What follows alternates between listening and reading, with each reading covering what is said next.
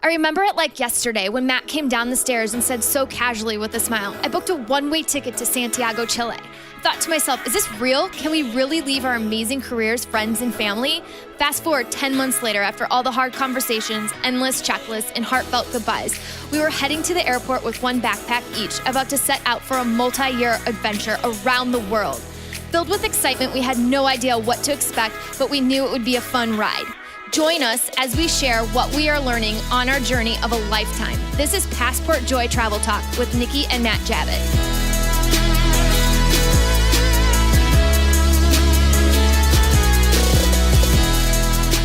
Thank you so much for tuning in today. Wherever you might be in the world, this is Matt Javit alongside Nikki Javit. We're a traveling couple, and we're documenting our journey on this podcast and at passportjoy.com in the hopes to help you and other travelers have great weekend getaways, week-long vacations, or if you're trying to do long-term travel like we are, find tips and tricks along from things that we can share. We are currently sitting in Bangkok, Thailand.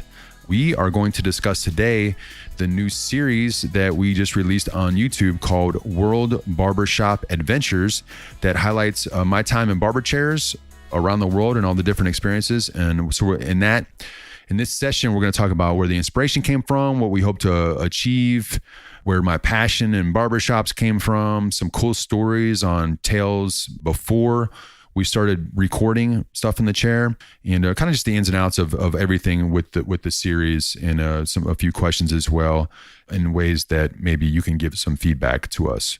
As always, please subscribe, rate, and review if you can. That really helps us with the podcast get out in front of other people that might not be aware of our podcast so far, and they might need our tips on travel. And if you leave before we recap on the end, please sign up for the newsletter at passportjoy.com. That's where I send out a weekly highlights of every Thursday of everything that we're doing during our week and what's coming up, and kind of the highlights we might not necessarily talk about on this podcast, and everything is kind of like an insightful walk along with what we're doing. And if you're new to the podcast and you're like, man, where the hell have these people been and what have they done? The best and easiest way to find out all that information is to go on our Journey So Far tab. On the website at passportjoy.com, there's a now button. And if you click on that anytime, I always keep it updated. It tells you exactly the country that we are in at the time. So right now it says Thailand. And if you wanted to go and click on the Journey So Far tab, that goes month by month, country by country, all the places we've been since we left in February 2017 and all the journeys. So go there, get caught up, get up to speed, and that'll give you also a ton of links to everything else that we've covered that you might find interesting in case you're thinking about traveling to Zurich, or you're wanting to go down to Chile to check out Patagonia, whatever it might be. You want to go swim with the turtles in Galapagos Islands, all that stuff. So if you want to check all that stuff out, that's where the links are. That's where we've got all of our tools and tricks and tips and all that stuff. So go there. All right, let's get on to the episode.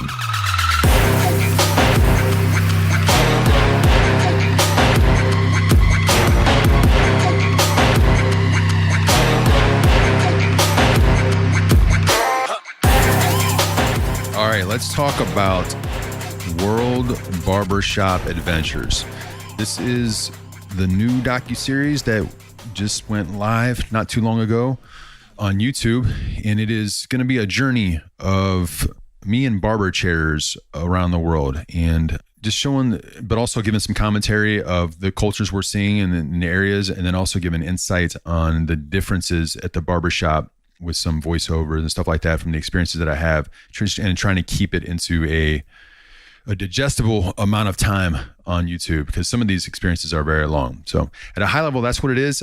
To give some backdrop, the inspiration came, obviously I've been getting these haircuts all during our travels over a year and a half on the road. And it's been something that I've really enjoyed doing, and just getting lost and finding a barber shop, wherever city that we're in, and kind of just going in and asking for the cut and showing the cut from my, a lot of times just from my phone, having broken conversations of what I'm trying to do, whether it's a beard trim or a neck shave or the full works of what they're offered, whatever it might be. And I'm going through the experience. And we were in Bucharest, Romania, and I was in the chair, and I was there for a haircut. It had been 3 or 4 weeks since I had gotten a haircut, and I was in the chair, and the barber his name's Chris, he could speak English well, and we were having a conversation. He was getting to know me a bit, and he was asking me all the places that we'd travel to. And then we started talking about the barbering aspect of it. And as I'm telling him the stories of me going to places like Vietnam and Chile and how they did certain things in different environments, in small town Peru and small town Italy, and just all these different experiences, and I'm explaining to him the differences of each experience, I'm just like getting really passionate about it. And because I could, as I'm explaining to him, it's just fun to talk about. And it was a neat conversation, because obviously him as a barber, he really dug the differences and wanted to understand culturally everything that was going on. So I had a chance to explain it to him. And with this interaction, the haircut was probably 45 minutes or so. And then as I was leaving there, and as I'm in the chair, obviously in a chair, you have a lot of time to think about just different stuff in a barber chair. But after we got done with that kind of the brief, probably 5 or 6 minute conversation of just the barbershops and everything, I just sat there and kept thinking about it. And so when I got back to the Airbnb we were staying at in Bucharest, I just told Nikki, I was like, man, I think I got a really good idea of something that I want to do and a passion I want to follow here.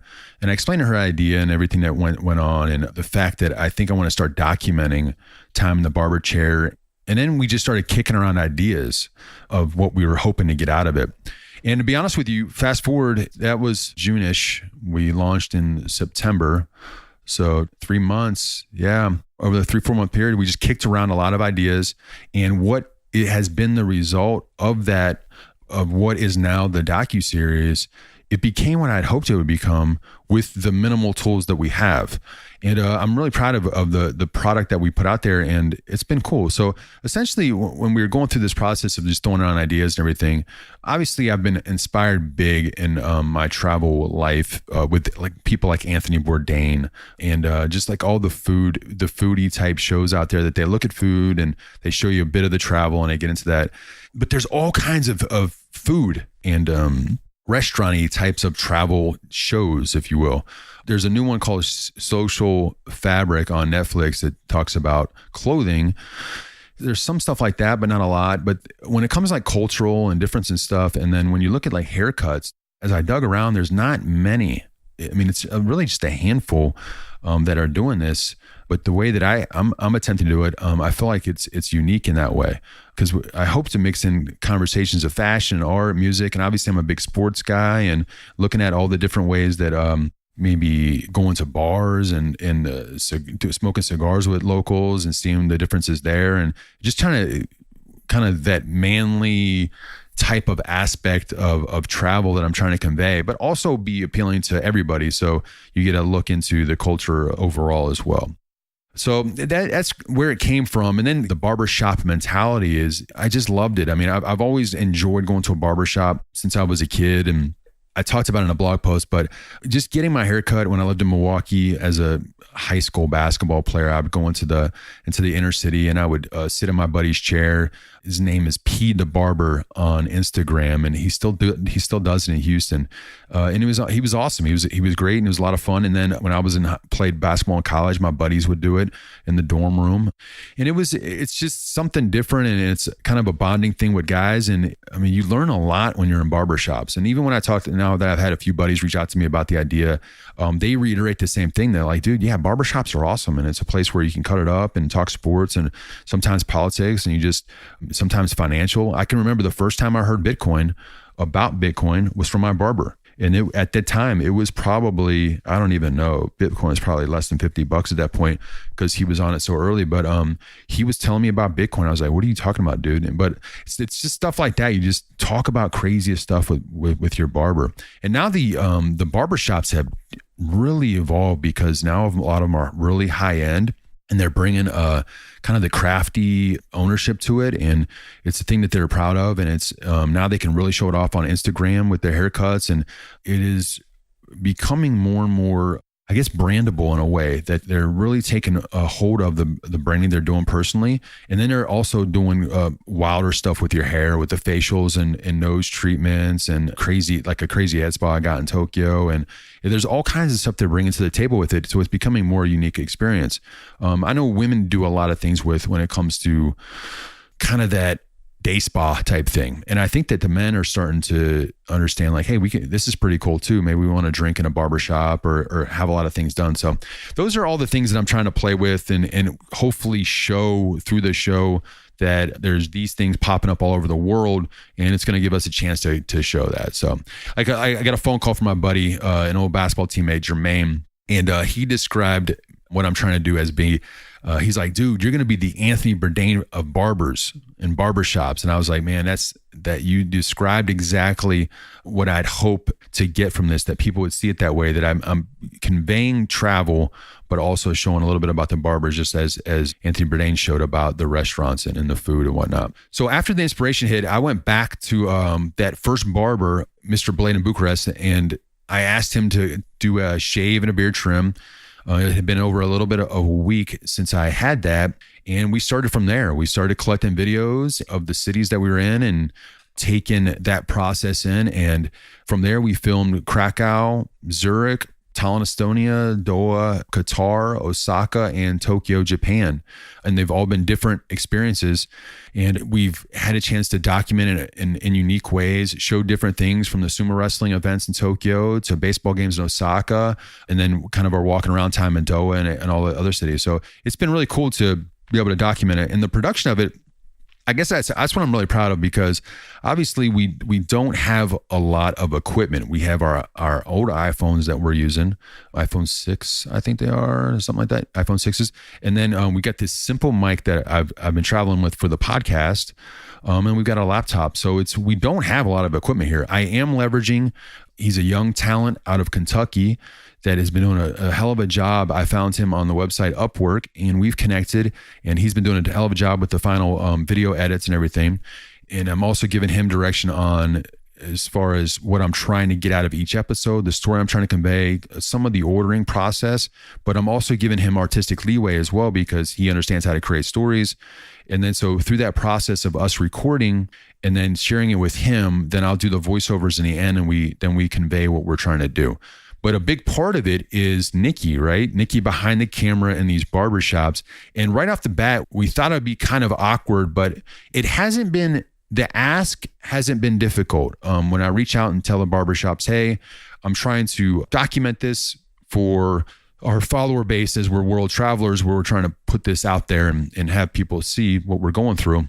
The response has been great. They've always said, yeah, cool, bring it in. And then so when we get there, there's always that awkwardness when we show up and we're like, hey, remember on the email or Facebook or Instagram that I hit you on, we're going to record this. And they're like, oh yeah, that's cool. And I was like, then I just say like, this is Nikki, this is my wife. She's going to just walk around and do some video with her iPhone. And that's kind of the deal. So I'd love to hear Nikki. We haven't talked about this too much, but talk about that awkwardness when we arrive. Yeah, so I guess it's gotten better over time because I've done 6 of these now. 7. So as far as awkwardness goes, I mean, there's several layers of the awkwardness. So I'm the only one clearly videotaping anything that's going on, and that lends to the awkwardness of it. I guess for me, I had to definitely get out of my comfort zone when doing this. And I realized that real quick. So when you have someone in a chair getting their hair cut, getting their face shaved, or getting these what I would consider intimate things done to themselves, and then you add the element of videotaping this in while someone is doing these things to your face or your hair or whatever. When I'm getting that close to someone who's doing that just creates a level of discomfort on both parties, I think. At first, it's just difficult because, you have the barber who's shaving someone's face, and then I'm trying to get the best angle to show the audience. And so, I don't want to get too close because I don't want to hinder that barber's ability to perform the best that they can perform. And, I don't want to ruin their lighting, or I don't want to accidentally bump them or make them feel uncomfortable. I mean, I'm sure they've probably never before had someone 5 inches away from their arms while they have a straight razor on someone's face while they're doing a straight edged razor shave to someone's face. So it's just kind of weird. And I don't really know how to describe it, but they've been very nice and it's been well received, but to get that great angle, you have to get in close. So another thing that I've had to deal with is there's mirrors everywhere and I don't want to be a part of that shot. So finding like the best angle to stand in and not get myself in that view. So a lot of times I'm just like shoving myself in a corner, standing there for hours. I mean, these things that Matt is getting done are not like, oh, you walk in, you walk out 20 minutes later. I mean, I've stood in these barbers for hours on end. These processes take, I think one time I was there for 2 hours. The time before that, like in Japan, it was like an hour and 45. And I thought, oh my God, I cannot believe that these guys get their hair cut for an hour and 45 minutes. I thought only women did this, but it's true. Like they literally, these barber experiences when they're getting their faces with, mud masks and then they have a shave done and they have their hair shampooed and cut. I mean, these are hour and 45-minute, 2-hour-long processes. And the entire time I'm getting all of this on footage. So like I'm shoving myself in a tiny little corner because there's mirrors behind him. There's mirrors in front of him. There's mirrors on the side of him. And I can't be in that shot because otherwise it's going to look crazy when we put this up on the YouTube channel. So that's another thing. And like I said, you don't want to make the person who's doing this, like the barber, feel uncomfortable. So at first it might be awkward, but then when they warm up to you, it gets better. And then being in a different country, there's language barriers. So sometimes you can't converse with these people. In Japan, the person in Nara was unable to speak English. So it's not like I can just have a casual conversation with this person and say, thank you very much for letting me do this. They may not even understand, what we're even saying. So smiling goes a long way. So yeah, it's definitely been a learning experience. And I try to just kind of keep to my little corner. But yeah, I've definitely gotten out of my comfort zone and it's allowed me to, I guess, feel more confident in myself because I've just had to tell myself when I go in here, like, just smile, just be really friendly. And regardless of what all the other people in this shop may think, because there's other customers too that are staring at me like, what is this person doing? I just have to get over that and realize like, don't think about what other people are probably thinking about you.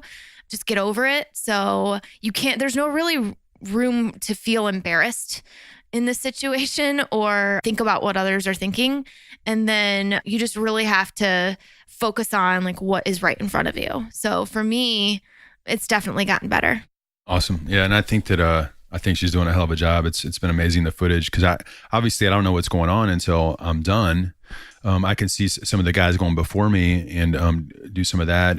But the reality is I don't get to see the end product until we go home and check out the video and stuff. So it's really been cool. Some of the footage that she's got, and it's been great. And then so when we tie it all together with music, obviously music is a big part. And I remember watching the Parts Unknown in those series. Music is huge. It's how you tie in the videos. It's really important. So that process and working with Austin in that way, to Austin, our production talent, in that way to make sure that everything is smooth and good. And obviously it's not easy because as we travel the world and between this podcast and then now this video series, it's not easy to do these things out of a backpack and set up with the laptops and put all this stuff together and put it out there.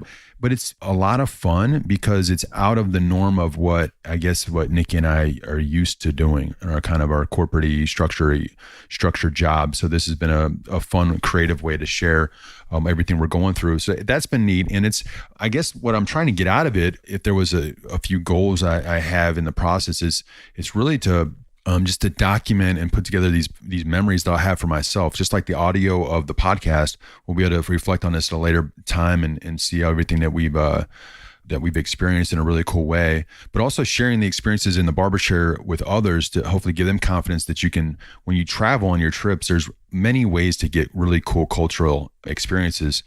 And this is one of them. And then hopefully people see this and are like, oh yeah, that I'm going to try that or do that. I wouldn't normally I would just get a haircut at home before I leave, but maybe I'll just save my haircut for when we arrive and get something different there.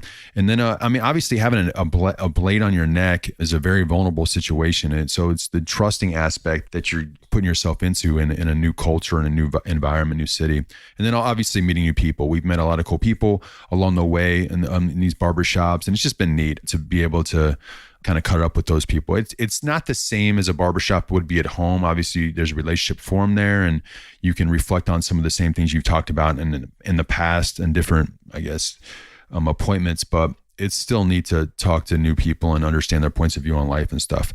And then obviously, if I'd be lying if I didn't say monetization of the series in some capacity is a future goal. If there's eventually a way to make money on YouTube from it, then obviously want to, but because being able to pay for travel while you're traveling is always exciting. So, but like Nikki said, the skills we're building and the process will pay for itself over time, whether it's the confidence or the audio aspect or the just putting ourselves in unique situations. All that lends to different skills in life, and it's going to help down the road. All right, so let's talk about just a few experiences before we started recording the series. So now, Matt, you have gotten your haircut in over 20 countries now, I believe. So what stands out to you? Like anything in particular that was crazy or like over the top? Well, crazy. I think for crazy, people typically think like anything scary. And I think the scariest, like I said before, when you got a blade on your neck, it can be intimidating. When we were in Jammu, India for a wedding, and that's the northern part of India near the Pakistani border, and it's not far. But the different thing about Jammu is, because it's in that Kashmir area, which is an awesome area where a lot of people go travel. But in Jammu, it's a military focused city because of the intense borders with Pakistan. But we were standing there for a wedding, and near us was a bus station that had all these little side shops, these tiny little 2-seater side shops where they would shave your neck or give you a haircut or whatever for probably less than $2. And I would go in there, and I walked by it a couple of days, and I was like, I'm going to go in there and get a shave. And I went in there, and it was intense. That whole city was pretty intense. Everybody stared at us pretty hardcore, because I'm not sure how many Westerners go to that city, because it's not like it's a tourist city. But to be in the chair, have a blade on my neck, and have a lot of dudes walking by staring at me, thinking like, who is this guy? It was an intimidating process, but everything came out well, and it was fun. It was fun in retrospect, but that was probably the one thing that one time I look back, I was like, man, that was a little bit crazy how tense that felt, the whole situation. And the guy in the chair didn't speak any English either. So I had to work my way through the whole shave process, but he was really nice, and it worked out well. Okay, I remember a time when we were in Chile, South America, and all the girls that we were hanging out with would make fun of your haircut and your style of haircut. They said you looked like a soccer player, I believe. So what was that whole process like, and what was that haircut like? Yeah, that was wild, because that was the first haircut that I got as we were on the road. So we had been traveling for about 5 weeks. We started in Chile, went down to Argentina for a minute, came back up to Antofagasta in northern Chile. And that's where I got my first haircut at a place, Black and White VIP is what it's called. It's a really cool local shop. I walked down there and just went in, told the guys, and my barber was Colombian, and the Colombians cut hair a different way from what we had been told after that. And they use a lot of the razor straight out of the box. He just pulled the razor out of the box and just gave me a great, with his hand, almost like a jailhouse edge up. It was nuts, but that's how he edged up my hairline. And, I came out of there looking fresh and clean. It had been 5 weeks, probably 6. It's probably 6 weeks since I had gotten a haircut, because by the time we left the States, flew down and everything, it had probably been 6 weeks. So the people in the hostel we were staying at, or the bed and breakfast, whatever hostel, they were looking at me a certain way with longer hair. And then I come back with this fresh, new, tight fade. And that's why, and it was a World Cup qualifier season. So they were all over me about, I look like a soccer player, and they made fun of me. And at my age, they probably should have. What would you consider the most exotic location that you've gotten your hair cut at? Well, Galapagos Islands is the group of islands way off of, I'm telling Nikki, but obviously I'm talking to the crowd. But Galapagos Islands being way outside of Ecuador, off the coast of Ecuador in the Pacific Ocean. Obviously, I mean, 1,000 kilometers off the coast. It's nuts. To get a haircut out there was pretty crazy.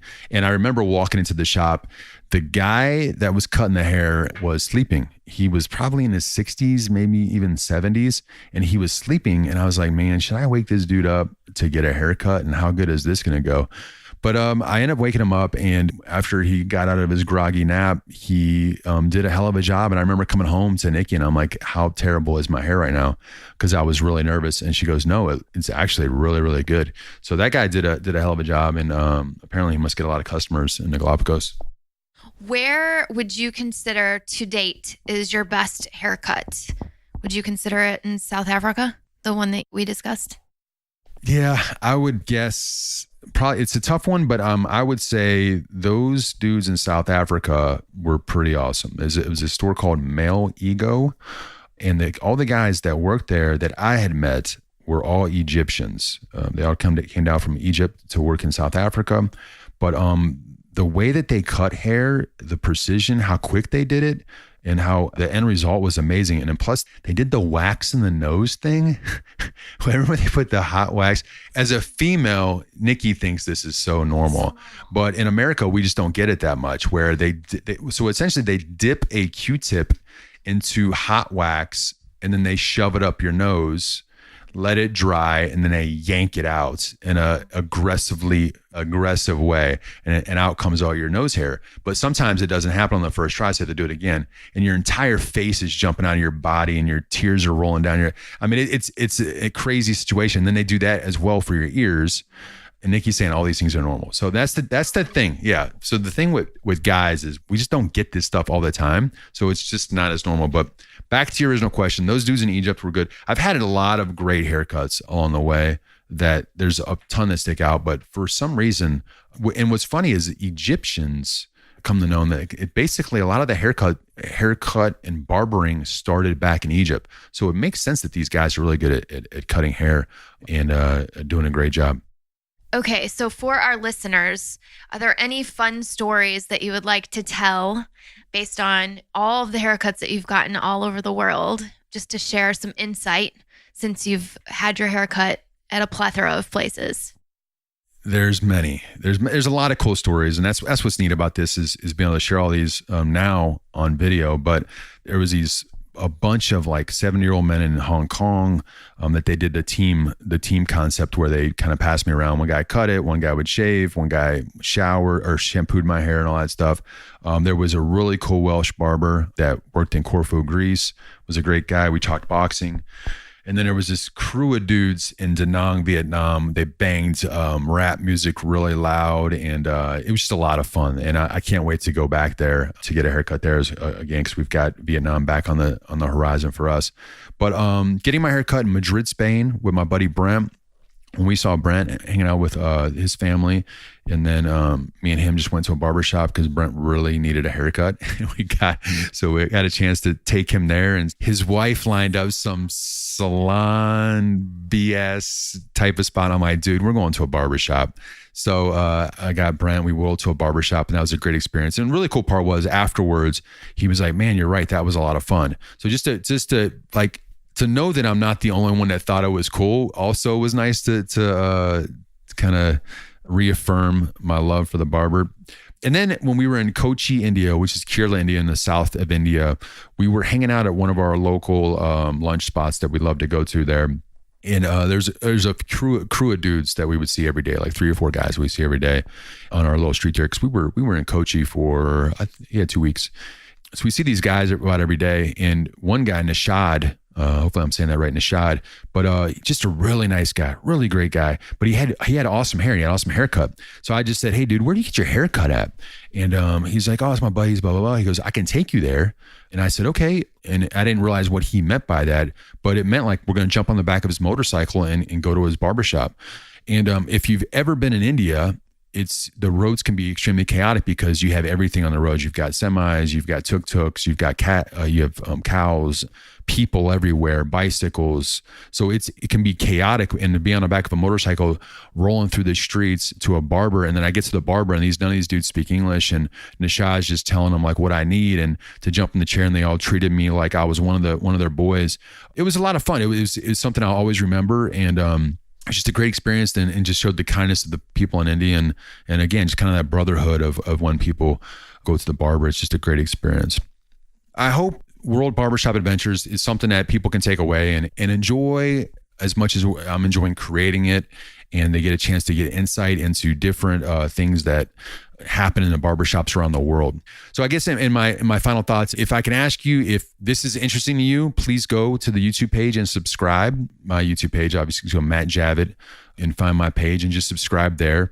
And then obviously the links in the show notes, or you just look at World Barbershop Adventures. And if you have any ideas on how to get the word out to other people that might like this, let me know. Hit me on social media or send me an email.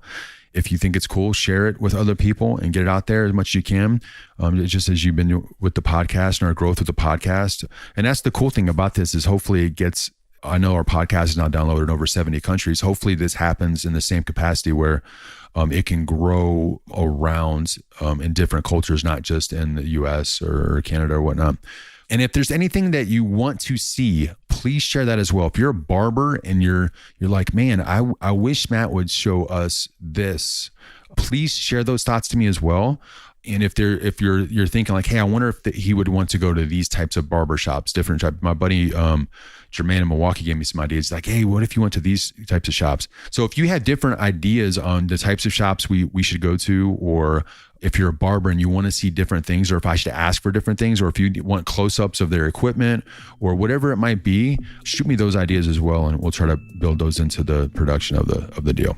All right. As always, thank you so much for all the support and everything. And this is just another passion project we're trying to throw out there, and something fun for us to do while we're traveling the world. And as always, we appreciate all the love and support.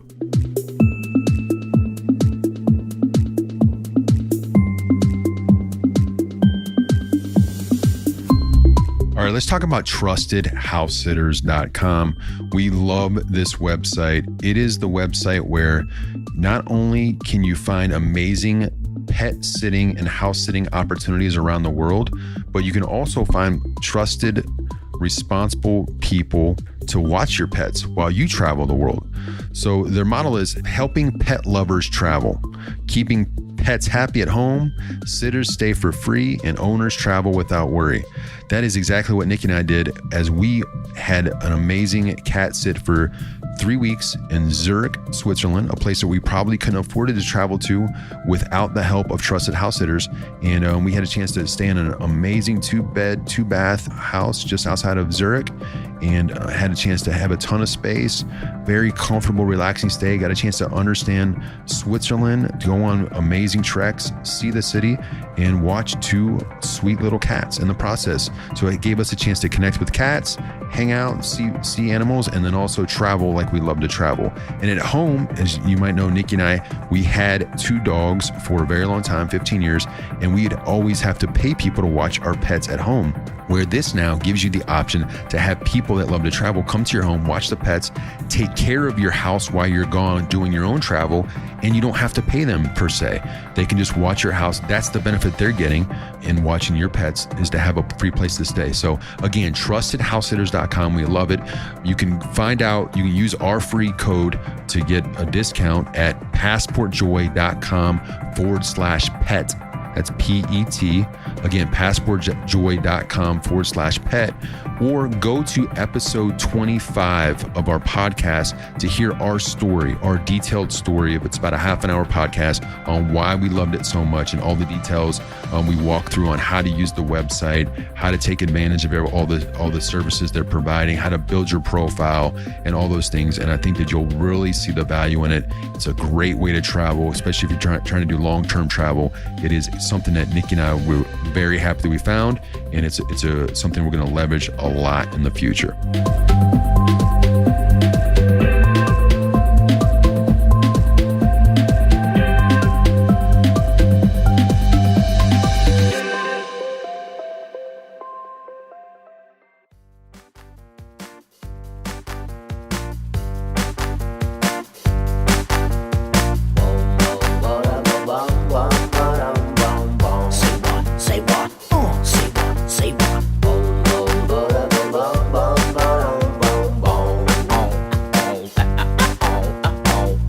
And that is it for this episode. Thank you so much again for listening.